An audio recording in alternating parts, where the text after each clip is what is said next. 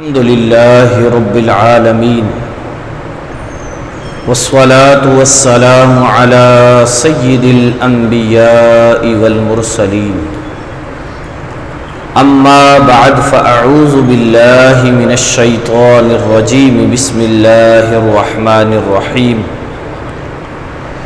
إن الله وملائكته يصلون على النبي يا أيها الذين آمنوا صلوا عليه وسلموا تسليما الصلاة والسلام عليك يا رسول الله وعلى آلك وأصحابك يا حبيب الله الصلاة والسلام عليك يا نبي الله وعلى آلك وأصحابك يا رحمة للعالمين. معزز و محترم سامعین کرام، ماہ رمضان کی آج 23 تاریخ ہے. آج کی ہماری گفتگو کا موضوع ہے رشتہ داروں کے حقوق. ہم میں سے ہر مسلمان یہ جانتا ہے کہ اسلام کے جو احکام ہیں بنیادی طور پر وہ دو قسموں میں تقسیم ہیں. ایک کو کہا جاتا ہے حقوق اللہ، مثلا نماز، روزہ، زکوٰۃ، حج وغیرہ وغیرہ. کچھ وہ ہیں جنہیں کہا جاتا ہے حقوق العباد، یعنی بندوں کے حقوق. بندوں کے حقوق آج جو بیان کیے جائیں گے ان میں سے رشتہ داروں کا حق عام بندوں کی بنسبت تھوڑا زیادہ ہے، اور اس بات کا ذکر رسول اللہ صلی اللہ علیہ وآلہ وسلم کے کئی سارے فرامین میں بھی ہے. خود قرآن کریم بھی ہمیں رشتہ داروں کے ساتھ حسن سلوک کرنے اور ان کا حق بجا لانے کا ارشاد فرماتا ہے.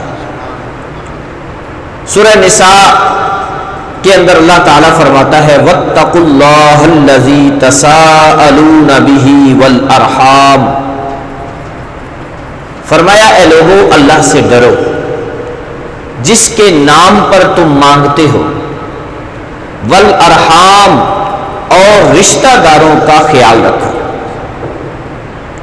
سورہ بنی اسرائیل میں فرمایا وَآتِ ذَا الْقُرْبَى حَقَّهُ، اور قریبیوں کا حق ادا کرو. سورہ نساء ہی کے اندر ایک اور مقام پہ فرمایا وَاعْبُدُوا اللَّهَ وَلَا تُشْرِكُوا بِهِ شَيْئًا وَبِالْوَالِدَيْنِ إِحْسَانًا وَبِذِي الْقُرْبَى، اور اللہ کی عبادت کرو، اس کے ساتھ کسی کو شریک نہ ٹھہراؤ، اور والدین کے ساتھ حسن سلوک کرو، وَبِذِي الْقُرْبَى اور قریبی رشتہ داروں کے ساتھ حسن سلوک کرو. سورہ نحل میں فرمایا إِنَّ اللَّهَ يَأْمُرُ بِالْعَدْلِ وَالْإِحْسَانِ وَإِيتَاءِ ذِي الْقُرْبَى، بے شک اللہ نے تمہیں حکم دیا ہے کہ تم عدل اور انصاف سے کام لو اور قریبی رشتہ داروں کو ان کا حق ادا کرو. تو قرآن کریم کی 3-4 آیتیں میں نے آپ کے سامنے پڑھی جن میں اللہ تبارک و تعالی قریبی رشتہ داروں کے ساتھ حسن سلوک کرنے کا حکم ارشاد فرما رہا ہے. اسلام کے محاسن میں سے ایک حسن یہ بھی ہے کہ اسلام پہلی بات تو یہ ہے کہ ہمیں اس بات کا حکم دیتا ہے کہ ہمیں اپنے رشتہ داروں کا پتہ ہونا چاہیے، رشتہ داریوں کا پتہ ہونا چاہیے کہ فلاں میرا رشتے میں کیا لگتا ہے. نبی کریم صلی اللہ علیہ وآلہ وسلم ارشاد فرماتے ہیں تم اپنے بچوں کو رشتہ داریاں سکھاؤ تاکہ کل جب یہ بڑے ہوں تو ان رشتہ داریوں کا یہ لحاظ رکھ سکے. پہلی بات تو یہ ہے ہمیں خود بھی پتہ ہونا چاہیے اور ہمارے بچوں کو بھی اس بات کا پتہ ہونا چاہیے کہ فلاں میرا رشتے میں کیا لگتا ہے. اور یہاں یہ عرض کر دوں یہ صرف اور صرف اسلام کی خوبی ہے. باقی دینوں میں صرف ماں کا پتہ ہوتا ہے کہ فلاں بچہ فلاں سے پیدا ہوا ہے اور کسی رشتہ داری کا کچھ خیال نہیں. وہاں کچھ پتہ نہیں. تو جب رشتہ داریوں کا پتہ ہی نہیں تو رشتہ داریوں کا لحاظ کیا ہوگا؟ یہ اسلام کی خوبی ہے. اسلام ہمیں بتاتا ہے کہ رشتہ داروں کا پتہ بھی ہونا چاہیے، پھر ان کا خیال بھی رکھو. نبی کریم صلی اللہ تعالی علیہ وآلہ وسلم کا ارشاد ہے، جو قیامت اور اللہ پر ایمان رکھتا ہے اسے چاہیے کہ وہ رشتہ داروں کے ساتھ حسن سلوک کرے، مہمان کی عزت کرے، منہ سے اچھی بات نکالے. دوسری حدیث میں فرمایا، جسے یہ پسند ہو کہ اس کی عمر اور رزق میں برکت ہو، اسے چاہیے کہ وہ رشتہ داروں کے ساتھ حسن سلوک کرے. سبحان اللہ. نبی کریم صلی اللہ علیہ وآلہ وسلم اس بات کی ہمیں تاکید فرما رہے ہیں کہ ہمیں اپنے رشتہ داروں کے ساتھ حسن سلوک کرنا ہے. ایک اعرابی رسول اللہ کے سفر کے دوران حضور کے آگے آ گیا اور اس نے آ کر اونٹنی کی نکیل پکڑ لی اور کہنے لگا کہ مجھے کوئی ایسا عمل بتائیں جس کے کرنے سے میں جنت کے قریب ہو جاؤں اور جہنم سے دور ہو جاؤں. نبی علیہ الصلوۃ والسلام نے ارشاد فرمایا، ایک اللہ کی عبادت کرو کہ اس کے سوا کوئی عبادت کے لائق نہیں. اس نے کہا جی پھر کیا کروں؟ فرمایا زکوٰۃ فرض ہوتی ہو تو ادا کرو. اس نے کہا پھر کیا کروں؟ فرمایا اپنے رشتہ داروں کے ساتھ حسن سلوک کرو. وہ شخص کہنے لگا اگر میں اس پر عمل کر لوں تو میرے لیے کیا ہے؟ فرمایا بدلے میں تمہیں رب جنت عطا فرمائے گا. ایک مقام پر فرمایا صلہ رحمی اور رشتہ داروں سے حسن سلوک یہ نہیں ہے کہ ادلا بدلا کرو، جو تیرے ساتھ اچھا ہے تو بھی اس کے ساتھ اچھا ہو. یہ حسن سلوک نہیں ہے. توجہ ہے؟ ہمارے ہاں یہی کچھ ہے، اور جو ساڈے نال چنگا اسی اودے نال چنگے. نہیں، یہ حسن سلوک نہیں ہے. حسن سلوک کیا ہے؟ فرمایا جو تمہارے ساتھ صلہ رحمی کرے تم بھی اس کے ساتھ کرو، جو تم سے رشتہ توڑے تم نہ توڑو، تم پھر بھی اس کے ساتھ رشتہ جوڑو. یہ صلہ رحمی. وہ رشتہ داری توڑ رہا ہے، تم پھر بھی اس کے ساتھ رشتہ داری جوڑو. حضور علیہ الصلوۃ والسلام ارشاد فرماتے ہیں یہ کام کرو. صلہ رحمی، لفظ رحم جو ہے نا، رحم یہ کہا جاتا ہے بچے دانی کو. ماں کے پیٹ میں جو بچے دانی ہوتی ہے اس کو کہتے ہیں رحم. اللہ تعالیٰ نے جب اس کو پیدا فرمایا نا تو رب تبارک و تعالیٰ نے رحم کو مخاطب کر کے کہا کہ میں نے تیرا نام اپنے نام رحمان سے رکھا ہے. میں نے تیرا نام اپنے نام رحمان سے رکھا ہے. سن، جو تیری وجہ سے، چونکہ رشتہ داری کی وجہ یہی ہوتی ہے، جو تیری وجہ سے ایک دوسرے کے ساتھ تعلقات جوڑے گا میں رب بھی اس کو جوڑوں گا، اور جو تیری وجہ کے رشتے توڑے گا میں بھی اسے کاٹ کے رکھ دوں گا. اللہ فرماتا ہے میں اس کو کاٹ کے رکھ دوں گا. یہی وجہ ہے کہ رشتہ داروں سے جب بندہ الگ ہو جاتا ہے تو پھر باقی لوگ بھی آہستہ آہستہ دور ہٹنا شروع ہو جاتے ہیں کہ اس کے اپنے نہیں اس کے بن رہے تو یہ دوسروں کا کیا بنے گا. اب یہاں یہ بھی عرض کروں، یہ تو ہم نے سن لیا کہ رشتہ داروں کے ساتھ حسن سلوک کرنا ہے. اس کی ترتیب کیا ہے؟ ترتیب یہ ہے کہ رشتہ داروں میں سب سے پہلا حق ہے والدین کا. سب سے پہلا کن کا حق ہے؟ والدین کا.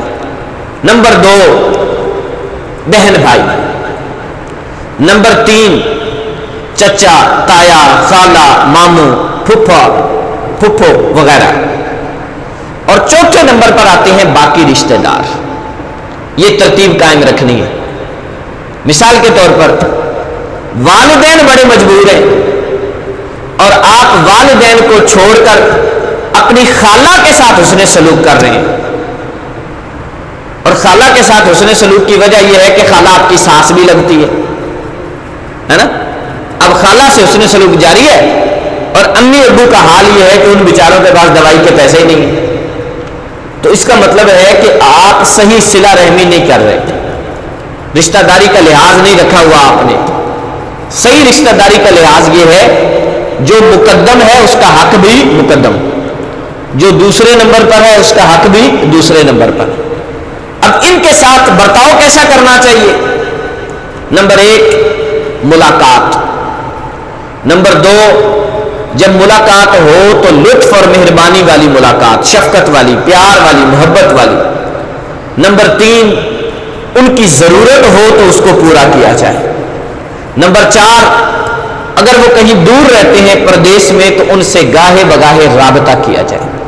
نمبر 5 جب ان کے ہاں کوئی بیماری یا فوتگی ہو جائے تو بیماری پر بیمار پرسی اور فوتگی پر تعزیت کی جائے۔ نمبر 5 اگر کوئی خوشی آئے تو اس خوشی کی مبارکباد دی جائے۔ یہ ہے رشتہ داروں سے حسن سلوک۔ ضرورت ہو تو پوری کی جائے، اور اگر وہ حاجت مند ہے تو اس کی حاجت پوری کی جائے۔ یہاں یہ بھی عرض کروں گا، صدقہ فطر کا زمانہ ہے، یعنی ایام ہیں، زکوٰۃ کے ایام ہیں۔ آپ اپنے رشتہ داروں میں دیکھیے کہ جو حاجت مند ہے، ضرورت مند ہے، افضل صدقہ یہ ہے کہ آپ اسے دیں، اس کی حاجت پوری کریں، زکوٰۃ بھی اور اسی طرح صدقہ فطر بھی، اسی طرح کوئی اور آپ نے اللہ کی راہ میں دینا ہے تو وہ بھی۔ اولین ترجیح آپ کن کو دیں گے؟ اپنے رشتہ داروں کو۔ پھر ایک بات اور، رشتہ داروں میں سے بعض وہ ہوتے ہیں جو سفید پوش ہوتے ہیں، اس نے سحری پانی سے کی ہوتی ہے، گھر میں کچھ بھی نہیں ہوتا، لیکن تمہارے آگے ہاتھ پھیلانے نہیں آئے گا، کہنے نہیں آئے گا کہ میرے بچے بھوکے ہیں۔ ایسے رشتہ داروں کو دیکھ کر اس کی عزت نفس کا خیال رکھتے ہوئے، رشتہ داروں کی عزت نفس نہیں مجروح کرتے، رشتہ داروں کو یہ نہیں کہتے میرے گھر آئیں تینوں راشن دیاں گا، ساڈے گھروں آ کے زکات لے جائیں، یہ نہیں کہتے رشتہ داروں کو، رشتہ داروں کے گھر جا کر پیش کرتے ہیں۔ بلکہ میں تو کہا کرتا ہوں ہر حاجت مند کو اس کے گھر جا کر دو۔ ہر انسان کی عزت ہے نا، لائنیں نہ لگاؤ، لائنیں نہ لگاؤ لوگوں کی کہ تیرے گھر کے سامنے لائنیں لگی ہیں، سارے سیدھے ہو جاؤ، میں راشن ونڈن لگا، وہ زکوٰۃ کا راشن دے رہا، کیا احسان کر رہا؟ یہ تو دینا ہی دینا تھا تم نے۔ زکوٰۃ کا راشن دینے کے لیے لوگوں کی عزت نفس مجروح کرتے ہو، پھر لوگوں کی فوٹو بناتے، 500 کا نوٹ لوگ دیتے ہیں نا تو اس کی بھی پکچر بناتے ہیں، شرم نہیں آتی؟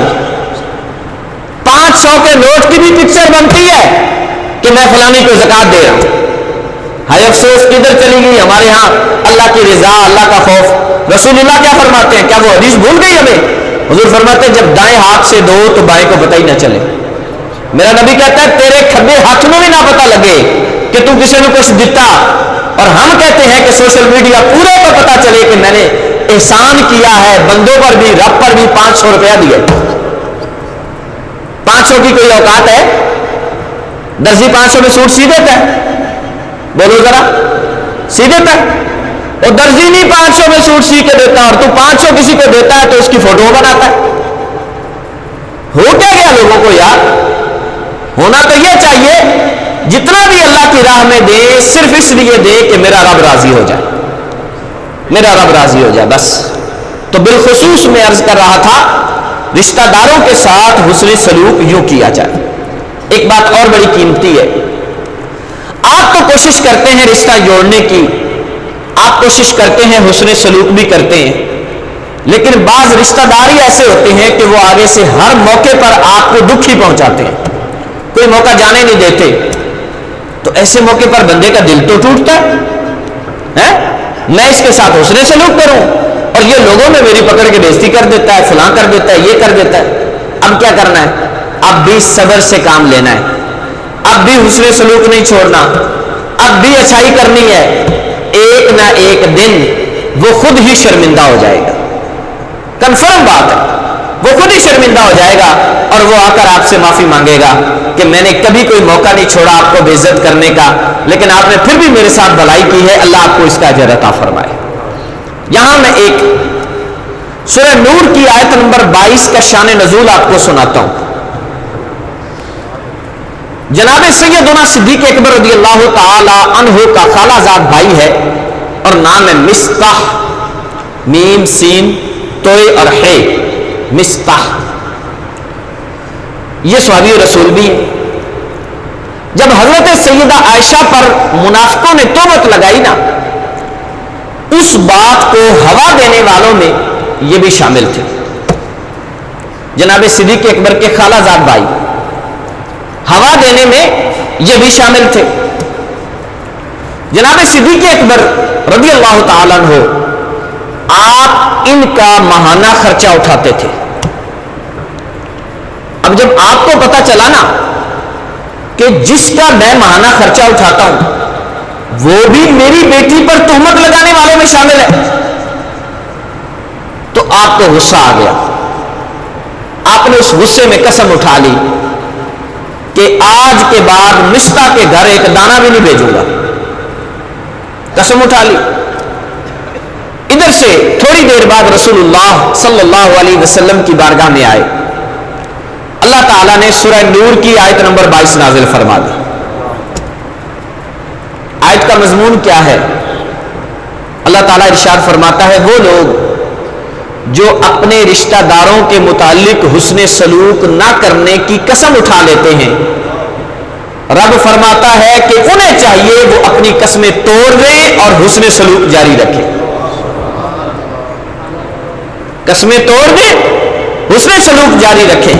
اللہ اکبر، کتنا بظاہر بندے کے لیے سخت حکم ہے یہ، کیسے کرے گا وہ؟ آپ سوچیں ذرا، اللہ نہ کرے، اللہ نہ کرے میری بیٹی کے بارے میں کوئی بندہ بات کرے اور میں اس کی یہ بات بھی معاف کر دوں بلکہ ماہانہ اس کو خرچہ دوں، کتنی بڑی بات ہے۔ دل ہو تو ایسا، ایمان ہو تو صدیق اکبر جیسا، قرآن کو ماننا ہو تو صدیق اکبر جیسا۔ جب آیت نازل ہوئی فوراً اٹھ کر کھڑے ہو گئے۔ حضور کو پتا تھا آیت کس کے بارے میں نازل ہوئی ہے، اللہ کو پتا تھا، باقی صحابہ کو تو نہیں نہ پتا تھا۔ جناب صدیق اکبر خود ہی اٹھ کر کھڑے ہو گئے، کہتے ہیں یا رسول اللہ گواہ ہو جائیے، یہ آیت میرے بارے میں ہی نازل ہوئی ہے، آپ گواہ ہو جائیں میں نے اپنی قسم کو توڑ دیا اور میں مصطح کے ساتھ جیسے پہلے سلوک کرتا تھا اب بھی ویسے ہی کیا کروں، اب بھی ویسے ہی کیا۔ اللہ اکبر، کوئی مثال ہے ایسے لوگوں کی کہ اتنا صاف دل ان لوگوں کا۔ اور ان صحابہ کے بارے میں جو اگر کوئی کام کرے کہ ان کے دلوں میں بغض تھا، ان کے دلوں میں کینہ تھا، اور یار یہ تو وہ لوگ ہیں جو سگی بیٹی کو تہمت لگائے اس کو بھی معاف کر دیتے، اتنے صاف دل والے، اتنے پیارے ایمان والے لوگ۔ یہ ہے حقیقت میں رشتہ داروں کے ساتھ حسن سلوک کرنا۔ خود میرے آقا صلی اللہ علیہ وسلم کی سیرت آپ دیکھیں، آپ کو معلوم ہے، ہم میں سے ہر بندہ جانتا ہے کہ اہل مکہ نے رسول اللہ کے ساتھ کیا نہیں کیا تھا۔ اہل مکہ ہیں کون؟ قریبی رشتہ دار ہیں کہ نہیں؟ بولیے، ہیں؟ چاچے تائے سارے، اور تو اور آپ سیرت کا ایک باب ہے شیب ابی طالب، یہ سیرت کا ایک باب ہے، 3 سال کا قطع تعلق، یہ پڑھ کر دیکھ لیں آپ، عقل دنگ رہ جاتی ہے۔ حضور کا قصور کیا ہے؟ حضور انہیں ایمان کی دعوت دیتے ہیں، فرماتے ہیں بت چھوڑ دو اللہ کی طرف آ جاؤ، یہ قصور ہے نبی پاک کا، اور نبی پاک کے پورے خاندان کے ساتھ قطع تعلقی۔ کہا جی بنو ہاشم کو نہ کوئی دانا جانا چاہیے، نہ ان سے کوئی تجارت کرے گا، نہ ان سے کوئی بات چیت کرے گا، نہ ان سے کوئی تعلقات رکھے گا، حتیٰ کہ پورے کے پورے خاندان سے بائیکاٹ، پورے خاندان سے بائیکاٹ۔ اور وہ بھی کتنے دنوں کا؟ بولو، پھر سوچو اس بات کو، 3 سال کا بائیکاٹ۔ چھوٹے چھوٹے بچے بلکتے ہیں بھوک کی وجہ سے، کھانے کو کچھ نہیں، دانا نہیں آنے دیتے، غلہ نہیں آنے دیتے۔ اب مجھے بتاؤ جب لوگوں نے ایسا سلوک کیا ہو. اور فتح مکہ کے موقع پر حضور کو اللہ نے شان عطا فرمائی. میرے آقا نے آج مکے کے اندر جو حضور داخل ہوئے نا فاتح کی شان سے, تو آج وہ سارے لوگ چھپ رہے ہیں. کوئی ادھر ڈر کے بھاگتا ہے, کوئی ادھر چھپتا ہے, کوئی ادھر چھپتا ہے. تو لوگوں نے میں سے کسی نے حضور سے سوال کیا, آقا آج ان لوگوں کا کیا ہوگا, آپ ان کے ساتھ کیا برتاؤ کریں گے؟ قربان جائیں میرے آقا کی شان و عظمت کے, فرمایا الیوم یوم المرحمتی, اے لوگوں سنو, آج کا دن عام معافی کا دن ہے. آج کا دن بدلے کا دن نہیں ہے, آج کا دن معافی کا دن ہے. میرے ساتھ جس نے جو بھی کیا میں نے سب کو معاف کر دیا, میں نے سب کو معاف کر دیا. یہ ہے میرے آقا کی سیرت صلی اللہ تعالی علیہ وآلہ وسلم. یہ حضور کی سیرت ہے. رشتہ دار کیا کرتے ہیں اور میرے آقا علیہ الصلوۃ والسلام ان کے ساتھ کیسا اچھا برتاؤ کرتے ہیں. تو ہم میں سے ہر کسی کو چاہیے اپنے رشتہ داروں کے ساتھ برا سلوک نہیں, قطع تعلقی نہیں, بلکہ اچھا سلوک. کوئی تمہیں اپنی دعوت پر بلائے تب بھی خوشی سے ملو, اور کوئی نہ بلائے تب بھی منہ نہیں بگاڑنا نا, نہیں میں نہیں تیرے نال سلام لینا, تو پتر دی شادی تو میں نے بلایا نہیں سی ہے. وہ بھائی ہر کسی کے اپنے اپنے حالات ہوتے ہیں. اب میرا آپ سے سوال ہے, کیا ولیمہ کرنا فرض یا واجب ہے؟ بولیے گا. اچھا چلو ٹھیک ہے, کر لیا, سنت ہے. یہ کدھر لکھا ہوا ہے کہ ولیمے میں ہر رشتہ دار کو بلانا ہی بلانا ہے؟ ہر بندے کی اپنی اپنی کیپیسٹی ہے نا. اس بیچارے کی طاقت ہی اتنی تھی کہ وہ 50 بندوں کو بلا سکتا ہے, اور وہ 50 میں سے جو قریبی تھے اس نے بلا لیے, تمہیں نہیں بلایا. کوئی ایسی بات نہیں, یہاں منہ بگاڑنے کی کون سی وجہ ہے؟ تو جو ہمارے ساتھ حسن سلوک کرے اس کے ساتھ بھی حسن سلوک, اور جو حسن سلوک نہ کرے اس کے ساتھ بھی حسن سلوک. یہ میرے آقا کی سنت ہے, یہ میرے آقا کی سیرت ہے, یہی رب کا قرآن ہے, یہی مصطفیٰ کا فرمان ہے صلی اللہ تعالی علیہ وآلہ وسلم. تو آج کی ہماری گفتگو کا خلاصہ یہی ہے, رشتہ داروں کے ساتھ حسن سلوک رکھا جائے کہ یہ روزی میں برکت کا باعث ہے, یہ عمر میں برکت کا باعث ہے, یہ اللہ کو راضی کرتا ہے. آخر میں ایک بزرگ کا قول ہے بڑا پیارا. حضرت فقی ابو لیث سمرقندی رحمۃ اللہ علیہ فرماتے ہیں, صلہ رحمی کرنے والا, صلہ رحمی ہوتی ہے رشتہ داروں کے ساتھ اچھا سلوک, فرمایا اس طرح کے بندے کو رب 10 انعام عطا فرماتا ہے. کتنے؟ سنو گے توجہ سے. نمبر 1, ایسے بندے سے رب راضی ہوتا ہے. نمبر 2, اس طرح کے بندے سے لوگ بھی خوش ہوتے ہیں. نمبر 3, فرشتے بھی خوش ہوتے ہیں. نمبر 4, مسلمان ایسے بندے کی تعریفیں کرتے ہیں. نمبر 5, شیطان کو تکلیف ہوتی ہے. نمبر 6, اس کا رزق بڑھتا ہے. نمبر 7, اس کی عمر بڑھتی ہے. نمبر 8, اس کے آباء و اجداد بھی اس سے خوش ہوتے ہیں. نمبر 9, آپس میں محبت بڑھتی ہے. نمبر 10, مرنے کے بعد اللہ اس کا ڈھیر و ڈھیر اجر بھی عطا فرمائے. سبحان اللہ. اللہ رب العالمین ہمیں اپنے رشتہ داروں کے حقوق پہچاننے اور ان کے ساتھ حسن سلوک کرنے کی توفیق نصیب فرمائے. آمین. وآخر دعوانا الحمدللہ.